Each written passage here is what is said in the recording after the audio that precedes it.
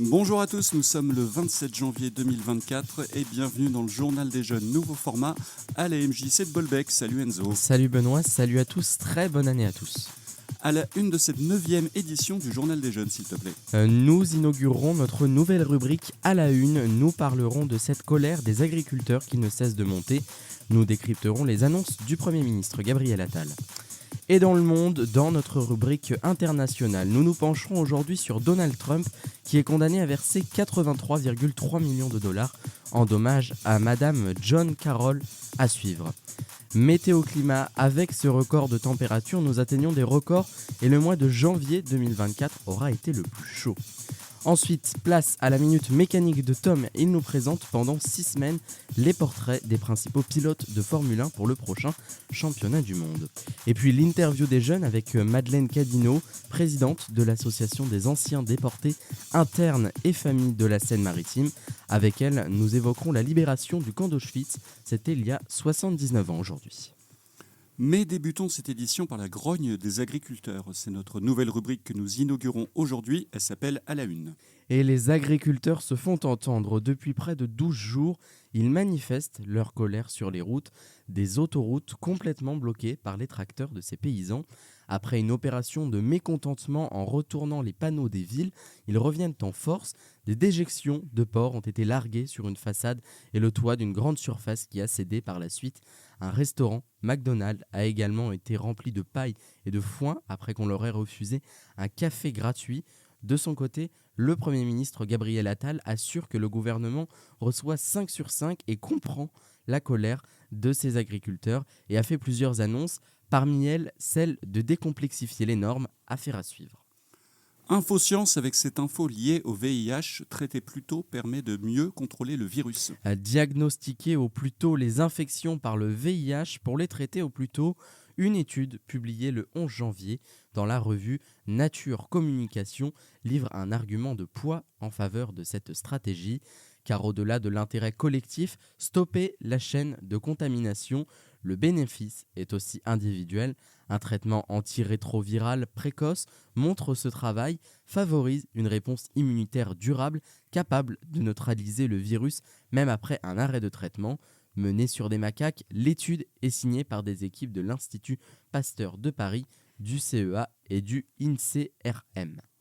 International avec aujourd'hui Donald Trump qui doit la modique somme de 83,3 millions de dollars pour dommages. C'est dans notre rubrique et dans le monde. L'ancien président américain avait déjà été reconnu responsable d'agressions sexuelles et de diffamation en mai 2023 et condamné à payer 5 millions de dollars. Ce second procès concerne d'autres propos visés par une plainte civile déposée en 2019. 83,3 millions de dollars, ce qui représente en euros 76,7 millions. C'est la somme que Donald Trump a été condamné à verser à John Carroll pour l'avoir diffamé sur fond d'agression sexuelle dans les années 1990. Ainsi, en a décidé le jury civil de Manhattan vendredi 26 janvier en fin d'après-midi. Dans le détail, ils ont accordé à la plaignante, ancienne chroniqueuse du magazine Elle, aujourd'hui âgée de 80 ans, 18,3 millions de dollars pour dommages et intérêts, ainsi que 65 millions de dollars supplémentaires en dommages punitifs. La Cour a constaté que l'ancien président américain, dans une déclaration du 21 juin 2019, avait agi avec malveillance, par haine, par mauvaise volonté ou par dépit, par vengeance ou par mépris délibéré du droit de Madame Carroll. Et puis la pénurie de médicaments, ça commence à ressembler à une crise sans fin. En 2023, plus de 4 925 médicaments ont été signalés en risque de tension ou de rupture d'approvisionnement auprès de l'ANSM. Parmi eux, 40% ont dû faire l'objet de mesures du gendarme sanitaire. Sur le terrain, pharmaciens, médecins et patients s'organisent comme ils le peuvent.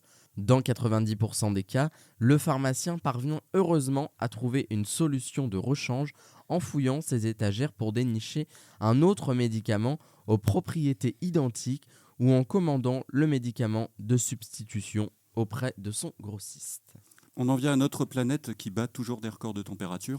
La semaine s'annonçait historiquement chaude, la journée de mercredi n'a pas déçu.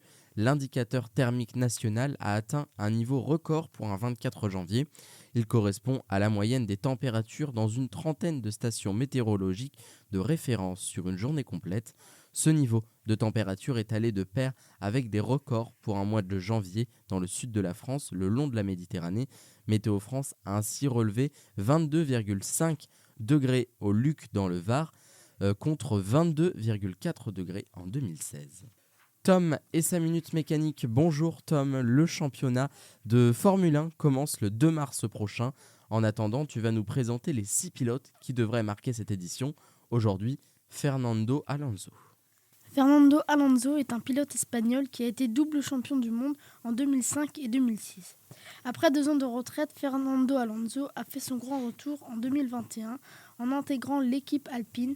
La saison suivante, il passe chez Aston Martin, un choix gagnant puisqu'il a terminé 4e au classement du championnat du monde pilote. L'objectif de Fernando est de terminer sur le podium cette saison, mais est-ce que la voiture de Fernando est toujours aussi bonne ?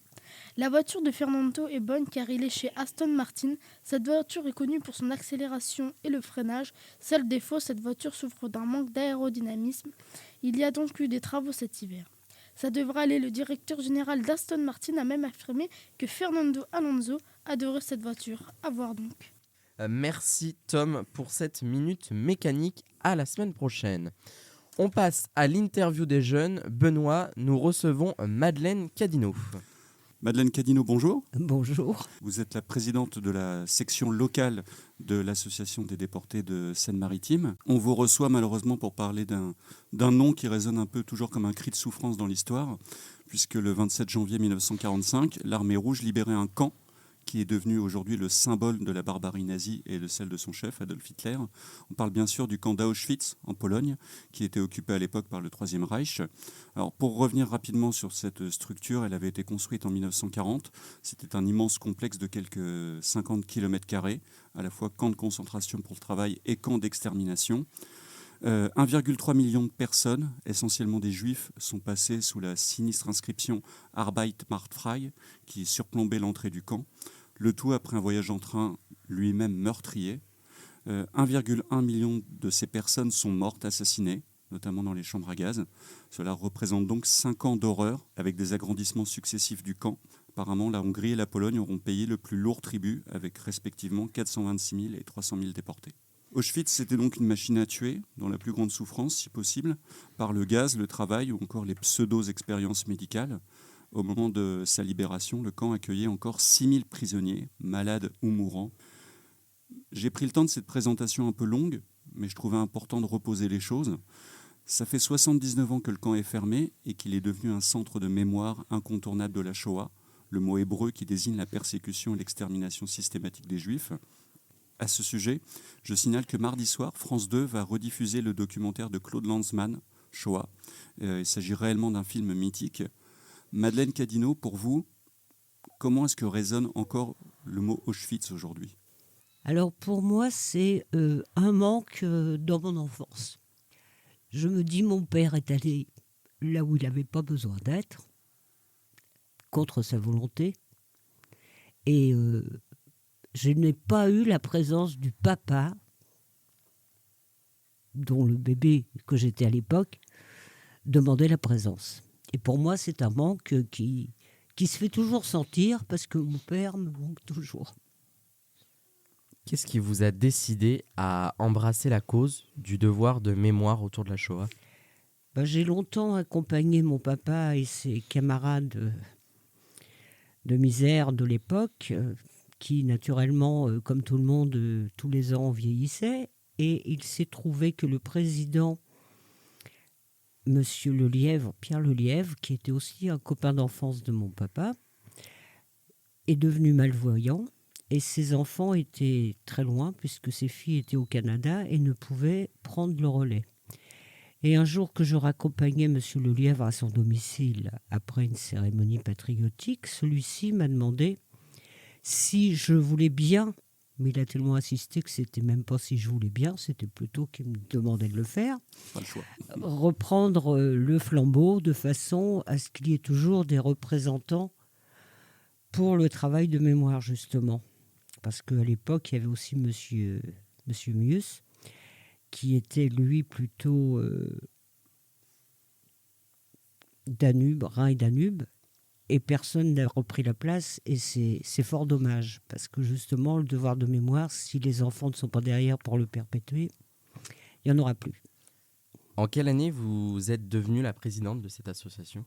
Alors là, ça fait peut-être une dizaine d'années, parce que je compte pas les années, je les compte plus. Vous venez de parler de votre père, qui lui-même avait été déporté à Buchenwald, je crois. Qu'est-ce qu'il vous disait de ce passage tragique de sa vie ? Est-ce qu'il en parlait librement à la jeune fille, à sa fille, ou bien est-ce qu'il cherchait à vous épargner ? Mon papa a mis très longtemps avant de vider son sac. Il a fallu que mon petit frère, parce qu'on a 20 ans d'écart, mon petit frère, alors élève au collège à Lillebonne, ait un devoir à faire, justement, un devoir sur cette époque triste de notre histoire. Et donc, il avait entendu, parce que, bon, à la maison, on recevait de temps en temps des copains de papa, mais c'était les copains d'une époque qu'ils auraient bien voulu oublier, mais dont ils n'arrêtaient pas de parler, entre eux, mais pas devant nous. Donc, pour nous, déportés, on ne savait pas trop ce que ça voulait dire, finalement. Et c'est là que mon petit frère dit à papa, écoute, il faudrait que tu m'aides, j'ai un devoir à faire, et moi, je ne sais pas quoi dire, je ne sais pas quoi écrire. Et là, mon père, un peu réticent sur le début de sa captivité, et finalement, s'est lâché. Et il s'est tellement lâché qu'on ne pouvait plus l'arrêter. Et on a appris plein de choses qui, malheureusement, ne sont pas jolies, de la part des bourreaux. Mais mon papa, lui, dit toujours que s'il a eu la chance de revenir, c'est grâce à Albert. Albert, c'était un vétéran de la guerre de Prusse, etc. Et il n'était pas vraiment pour le régime de cette époque. Et de temps à autre, faisait signe à papa vers un tiroir où il avait caché un petit morceau de pain. Et mon père dit toujours que s'il n'avait pas eu ce petit bout de pain de temps en temps, il ne serait pas revenu. Parce que quand mon père est parti, il faisait plus de 80 kilos. Quand il est revenu, il en faisait 35. Donc, voilà. Est-ce que, alors je pense à vous, mais peut-être aussi à votre frère, quand il vous a raconté tout ça, alors vous aviez peut-être plus de recul, mais est-ce que vous avez pu y croire ? Oui, on était tous un peu, évidemment, surpris. Parce qu'on se dit, mais c'est pas possible que des humains aient pu, à ce point, faire des choses... parce qu'il nous en a raconté, comme on dit chez nous, des vertes et des pas mûres. Alors, il nous parlait toujours d'une grande seringue qu'on lui avait enfoncée dans les poumons. Et quand il est revenu, il était malade des poumons. Il a été 6 mois hospitalisé à cause de ça. Donc nous, ça nous semblait quand même... on disait, mais c'est des sauvages. Ils ont fait plein d'expériences sur l'homme dont on ne peut même pas parler parce que c'est atroce. Bien évidemment. Mais je vous ai posé la question un petit peu à dessein, puisqu'en menant quelques recherches avant de vous rencontrer, notamment sur une revue qui s'appelle Hérodote, qui est une revue plutôt sérieuse, on sait que les Alliés, on le sait maintenant, étaient parfaitement au courant des entreprises de meurtre de masse menées par les nazis. Est-ce qu'ils en avaient, de votre point de vue, pleinement réalisé toute la portée avant de pénétrer physiquement dans les camps, au moment des libérations de camps ? Parce que même, il semble que dans plusieurs sphères de la société, il y avait comme un sentiment de déni. Et même après, les historiens ont longtemps mélangé, dans les années 50 principalement, tous les types de populations déportées, je veux dire prisonniers de guerre, opposants, alors que le génocide juif, lui, il était bien spécifique. C'était le génocide juif, c'était le départ, on va dire, de toute cette triste période de notre histoire.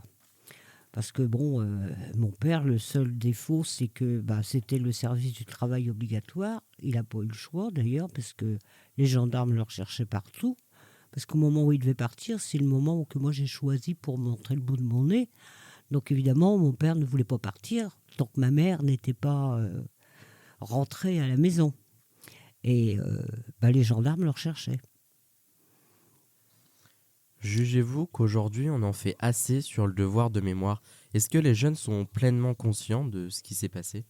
Je pense que les jeunes commencent à prendre conscience, parce que moi-même, je suis allée au collège quand j'étais beaucoup plus jeune.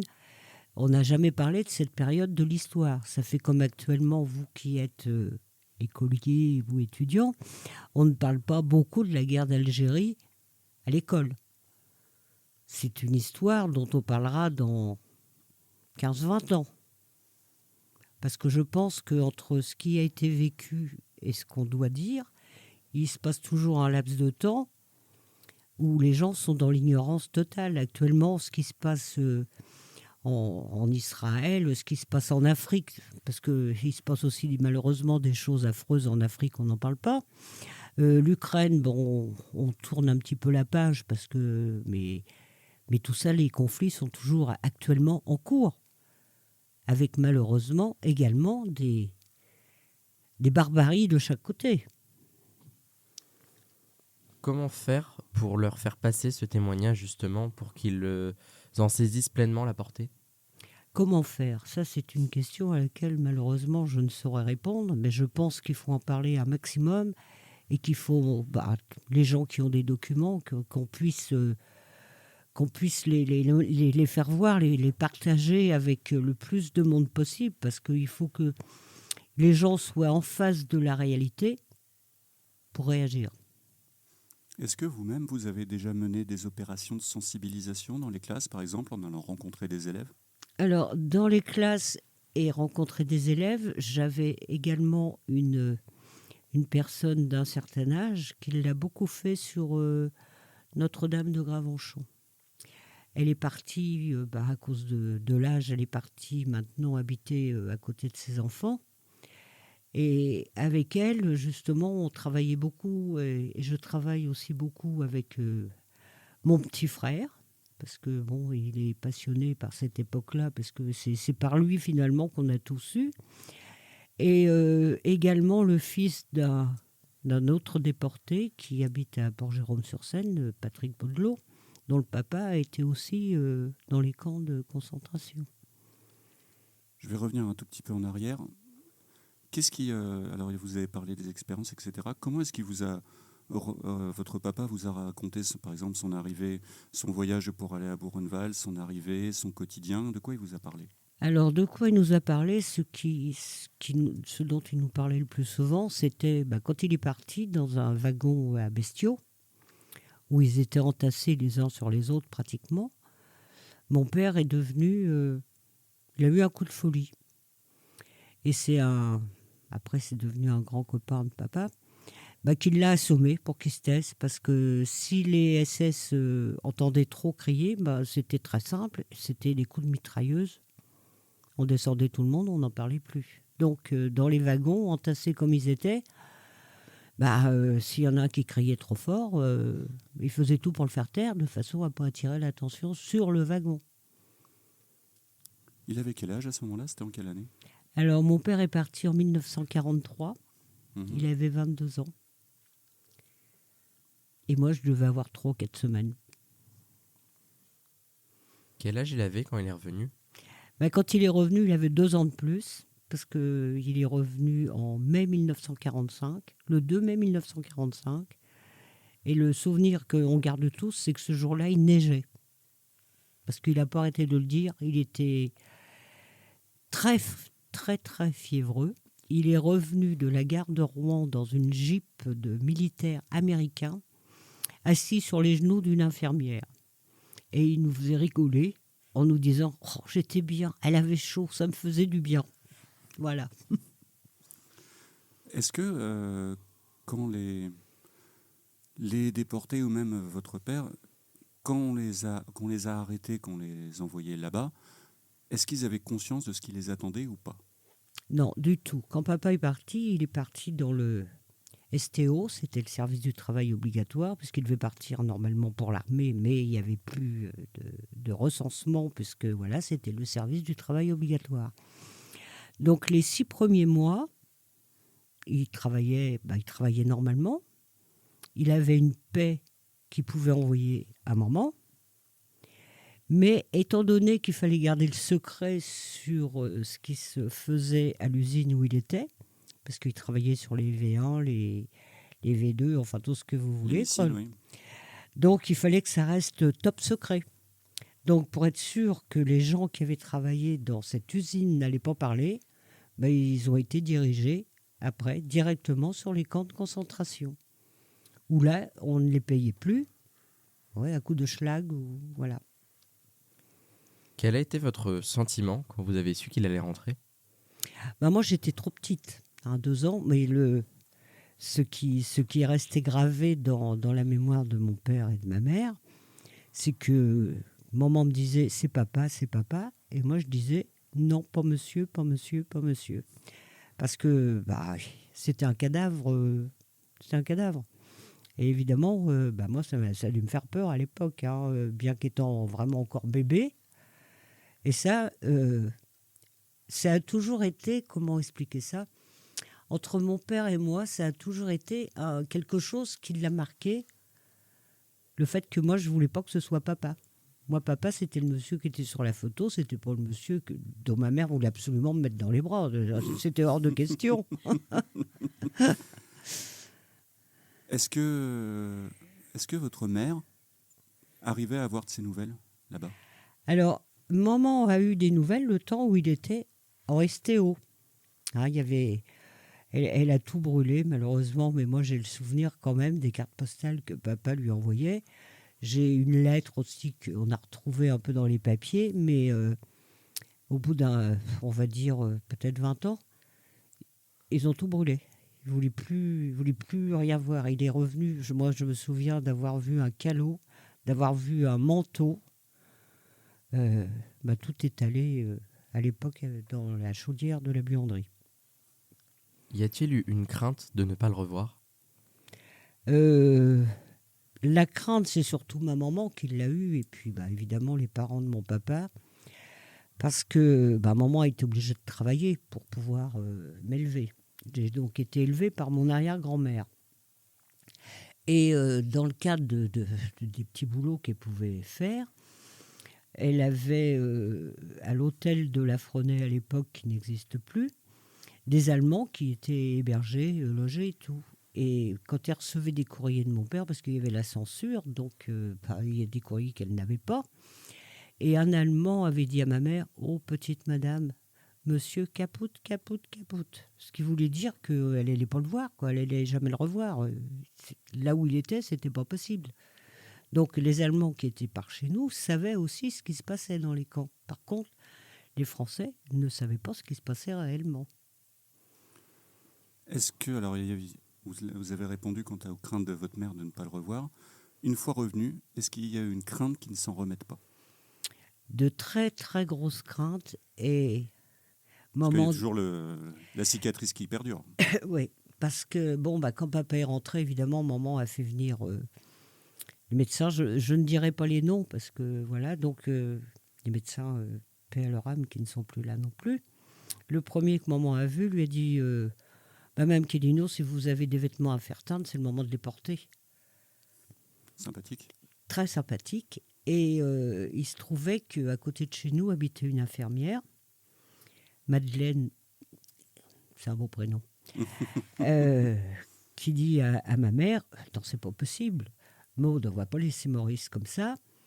Je vais appeler le docteur, dont je tairai le nom aussi. » Et ce docteur est arrivé à la Frenay, fumant la pipe, et il a regardé mon père, il a regardé ma mère, et il a dit à ma mère « Je ne peux pas vous garantir que je referai de votre mari un homme, mais ce que je peux vous dire, c'est que je vais lui sauver la vie. » Et il a fait embarquer papa aussitôt à l'hôpital de Lillebonne, où il est resté 6 mois. Et le temps de se remettre ? Et mon père a bien vécu quand même, puisqu'il nous a quittés en 2010. Il y a eu une exposition, je crois d'ailleurs, sur son expérience à Lillebonne l'an dernier. Oui, c'est ça. Ouais, c'est ce que je vous ai amené d'ailleurs pour, si éventuellement ça vous intéressait, que vous puissiez regarder. Oui, puis j'en profite pour signaler aux auditeurs que Madame Cadino a gentiment accepté de nous laisser ces documents quelque temps. Si vous voulez venir aussi les regarder dans les studios de Radio Action Jeune, c'est possible. C'est à la MJC de Bolbec. Je ne vais pas vous demander de faire de politique, bien évidemment, mais on entend dans la société moderne plusieurs choses vraiment très surprenantes. Je pense d'abord, en premier lieu, au président russe Vladimir Poutine qui parlait de dénazifier l'Ukraine, ce qui paraissait un terme relativement abusif, on va dire. Et moi aussi, j'ai pensé à la montée en puissance de l'extrême droite en Europe. L'Italie, la Suède, les Pays-Bas, l'Autriche encore il y a quelques années. On a un peu l'impression que les digues sautent de toutes parts, que finalement, peut-être malheureusement, le souvenir s'efface. Comment est-ce que vous interprétez tout ça ? Je l'interprète, ça me fait peur. Parce que je suis mère, je suis grand-mère, arrière-grand-mère, et voilà. Et je me dis, bon sang, on n'a rien retenu de l'histoire finalement. On ne se rend pas compte qu'en ouvrant la porte justement à l'extrême droite, on va au-devant peut-être d'une autre guerre mondiale. Et ça me fait peur pour mes enfants, mes petits-enfants et mes arrière-petits-enfants, parce que je me dis, punaise, on a encore là le témoignage de gens qui ont vécu cette époque-là. Et qu'est-ce qu'il en reste ? Moi, je pense que nos politiques sont aussi un peu la cause de tout ça. La soif du pouvoir, comme en Russie actuellement, Poutine et tout ce qu'on voudra bien. En Ukraine, j'ai rien contre lui, mais le président est un petit roi dans son royaume aussi. Donc, ça peut faire peur. Ça peut faire peur. Et là, je me dis que la prochaine guerre mondiale, là, tout de suite, elle est à notre porte. En France, le nombre d'actes antisémites a triplé en un an. Comment le vivez-vous ? Je le vis plutôt mal. Parce que je trouve que sur la Terre, on a suffisamment de ressources pour pouvoir vivre tous libres et heureux. Et que pour... comment vous expliquer ça ? Pour satisfaire les besoins de quelques personnes, on va tout fiche par terre. Eh bien, merci Madeleine Cadino de nous avoir fait partager votre expérience, ainsi que celle de votre père. C'est bien évidemment des sujets extrêmement sensibles, mais on sera toujours là pour en parler si besoin. Merci à tous de nous avoir écoutés. Merci à toi. Merci Enzo. Été avec moi. Vous avez l'habitude, rendez-vous samedi prochain à 14h et dès maintenant sur Spotify, Amazon Podcast, YouTube et sur notre site internet radioactionjeune.fr. Belle journée à vous.